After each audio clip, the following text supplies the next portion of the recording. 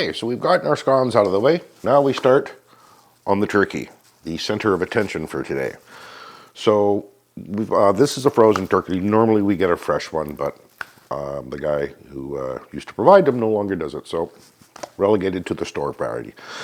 So what's important is you want to make sure these things are thoroughly thawed out. So I leave it in the fridge in the garage for a couple, 3 days, and then before I go to bed the night before, I put it in the sink, wrapped in towels, and leave it overnight to bring it up to temperature as much as I can, because if it's too cold when you put them in the oven and cook them, you're going to dry out the outside before the inside temperature gets to where it needs to be to make sure it's thoroughly cooked. So it does help to try and get this thing as close to room temperature as possible. So step one, wash the bird. Let's get at it. Okay, so we've already taken out the giblets. We'll put them aside to help with the gravy later on. We've opened the bag up, cold water. Let's get this bad boy out of the plastic. Thoroughly rinse it, inside and out. Get any of the processing left over on this bird is rinsed out and clean, clean, clean. Then you find the weirdest stuff in there sometimes. Okay.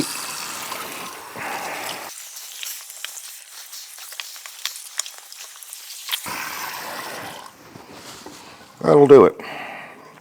Now, we should mention that you want to clean your sink first before you sit, and I did that, but make sure you clean it before you set your bird in it. And now I've left the pan out of reach. Nitwit. All right. Okay. That's that stage done.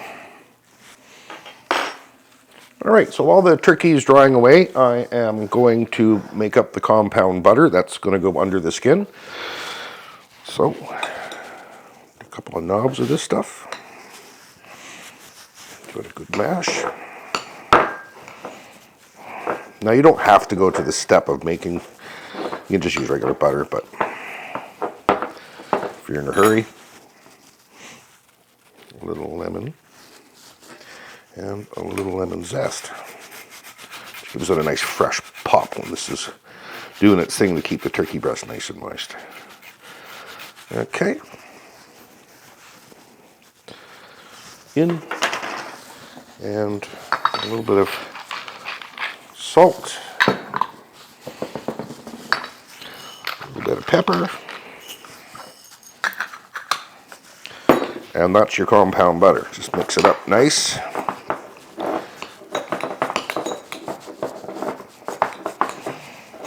Already smells good.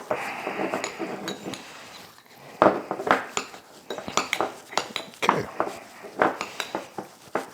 Also helpful if you leave your butter out or get it to room temperature too. Don't take it out of the fridge and try and do this. You won't like it. All right, let's clean up our mess from doing this. Let's get the bird stuffed and ready to go in the oven. All right, so here we are. We've got our turkey out. We're going to prep it. Make sure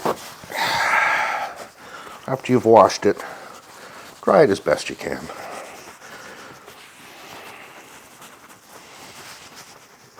Okay, under the armpits.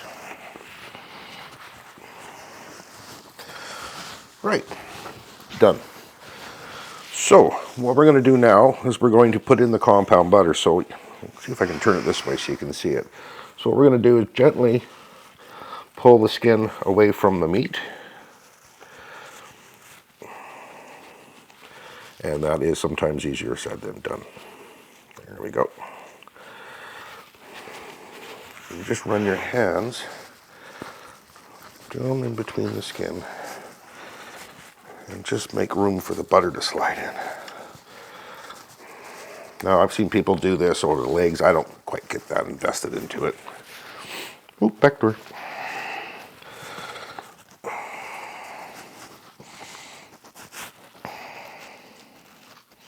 You don't want to do is pierce the skin, because you need the skin to help keep the juices in it. So if you pierce it, they'll just run out. This is one sticky skin. There we go. Come on. Release.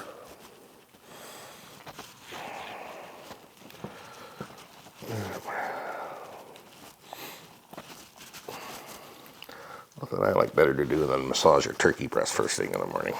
Things you do for family dinners.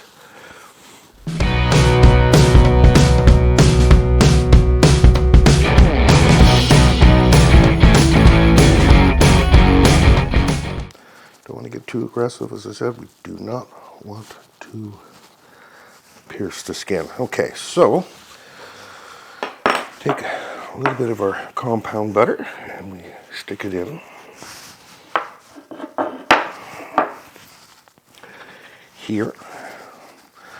And you can just work it around under the skin. I want to keep it fairly close to the top of the breast so as it starts to melt, cascades down over it.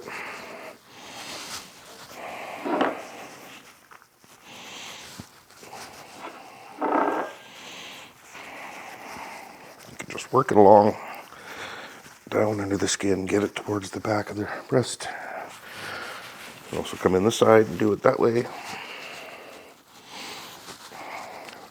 This is why you kind of want your butter nice and soft, because if it's too stiff, this just is a very difficult task. So I want to put a bit more on this side. Okay, so apparently the camera went and did it again and cut off and you missed a whole bunch of steps. So basically what you didn't see was jamming the stuffing in the bird.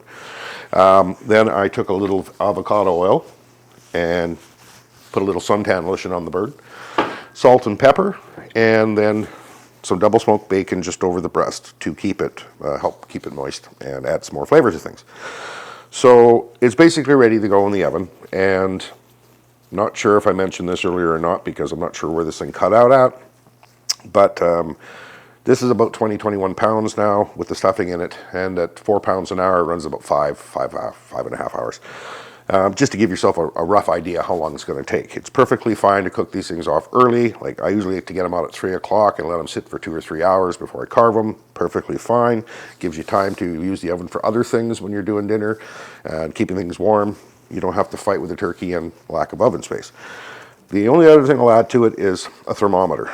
I don't know how I ever cook these things without them. It just takes all the guesswork out.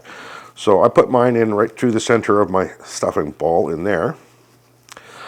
And then I hook it up to the thermometer, and it just gives me a reading on the internal temp while it's cooking. So what I do is I usually pull the turkey to 160 degrees in the stuffing, because that means it's already gone past the 165. And once I pull it out of the oven, then it'll sit and continue to do its thing and cook. So no guesswork, I'm not going to poison anybody. And you can just carry on and go and do all the other stuff while the oven is doing its thing and the temperature guide is showing you what's going on in the bird. All right, so the oven is set at 325. Pop the lid on it. I'm going to slide it in the oven, and then I will, about a half an hour before I take the bird out, usually like around 150, 155 degree, I'll pop the lid off just to help with the browning, and then we'll pull it out. So we'll have a look at it when it's done. See you shortly. Okay, our turkey is out of the oven and ready for the next phase. So we're going to pop it out of here and then drain off the fat and then pop it back in, put the lid back on, and let it rest for a couple of hours. And then I'll be able to carve it up. So let's get this done. Okay, so mittens on.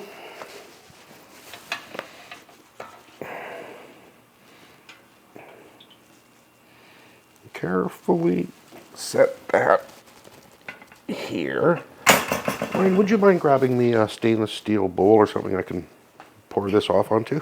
No. Sorry, I got glovey hands. Yep, that would be perfect. And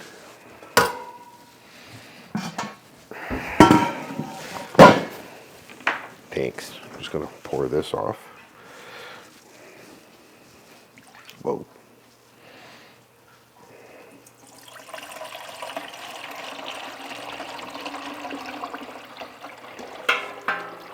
There we go.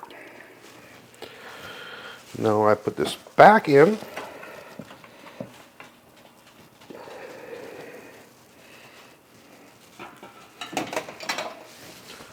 And this goes on.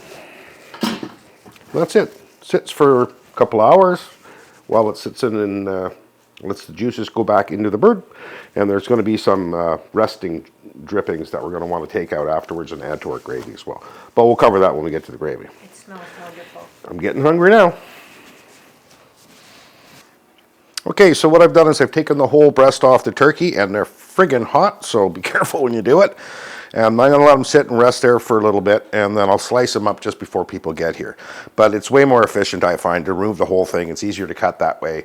And then I'll take off the legs and thighs and hack up the rest of this thing and get it all plated. So I'll bring you back when I got it to that point. Hang on. All right, so here we are. We have finished the day of cooking. So, zoom.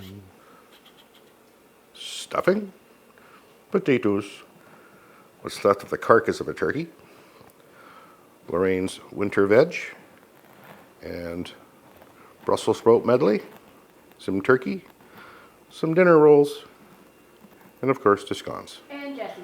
And Jessie. So yes, clearly the kids are here for dinner. Great. Now let's have a quick look at the table. No. Tara feeding her face.